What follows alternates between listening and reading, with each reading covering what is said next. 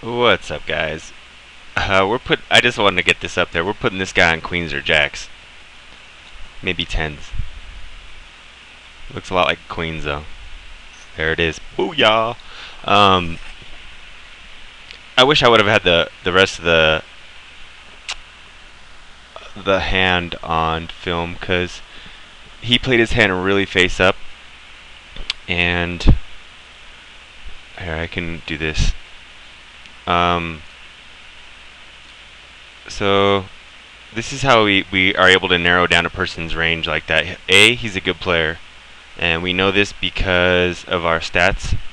Uh, he's won 9K over 4,000 tournaments, and so it took him a while to win that much money, which suggests that he's just grinding.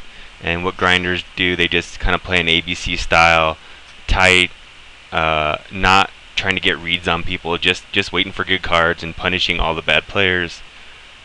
Similar to how I play. And he's playing a lot of tournaments, eight games on average per day at an average buy-in of $10. So, I mean, it's kind of complicated, but from the way I interpret those stats, that's how I interpret those stats. He's a tight player. So how the action went down is, hold up, let's play this hand.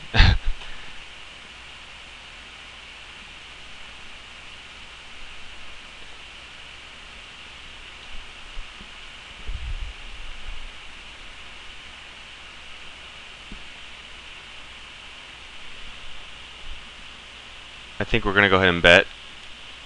Oh, never mind. Oh, I don't like that.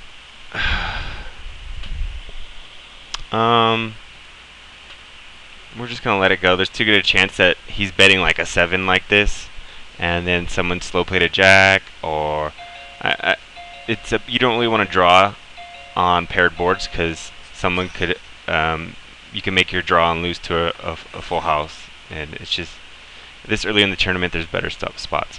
Okay. Anyways, back to the hand. So we recognized him as a very ABC player, right? And we've discussed how we've gotten that read. So the hand went down like this. Why is this? 1 second. Okay, so some guy limped.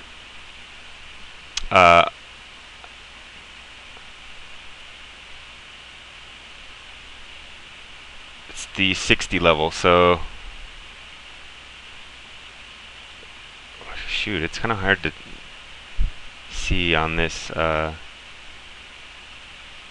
player. It's like hard to tell. Okay, so this guy just raised big in early position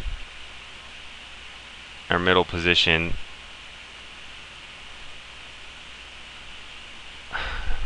It's hard to tell. Okay, no. So this guy did limp. This guy limped in early, like under the gun. This guy raised in like middle position, and I call with pocket sixes in the big blind. And this guy was a fish, so I knew he would just call and not raise because he didn't have a strong hand. And when the flop came ace high, he just quickly checked because he was scared of the ace. Was my thinking. Like, okay, my thinking is, okay, when he raises, we know what kind of player he is. He's a tight player, so when he raises, he's got a good hand. Well, if he's got a good hand, why isn't he betting the ace high flop? Well, because he's scared of the ace. Well, why is he scared of the ace? Because he's got like pocket kings or pocket queens or pocket jacks, pocket tens, and okay, that's why he's scared of the ace. Okay, when the turn comes, I'm like, okay, he could have pocket kings. He just spiked a king, and if he bets, he's probably got the pocket kings, right? Well, when the king came, he didn't bet. I'm like, okay, so that gets rid of the kings. Now he's got probably pocket queens, pocket jacks, pocket tens. Pocket tens less likely because he seemed pretty confident in his hand pre-flop, and he didn't seem to like consider his raise sizing that much. Like it just seemed like he was more confident than a pocket tens type of hand, judging by timing and other factors, I guess.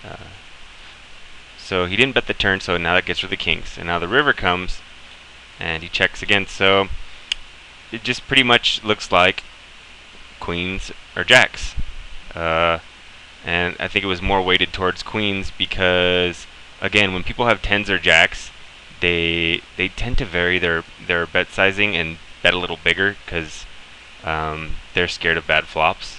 A lot of people aren't they should be balanced, but they're not. A lot of people aren't balanced, so I'm just going with that assumption that neither is he, and that if he had tens or jacks, he probably would have bet bigger pre-flop, and he didn't.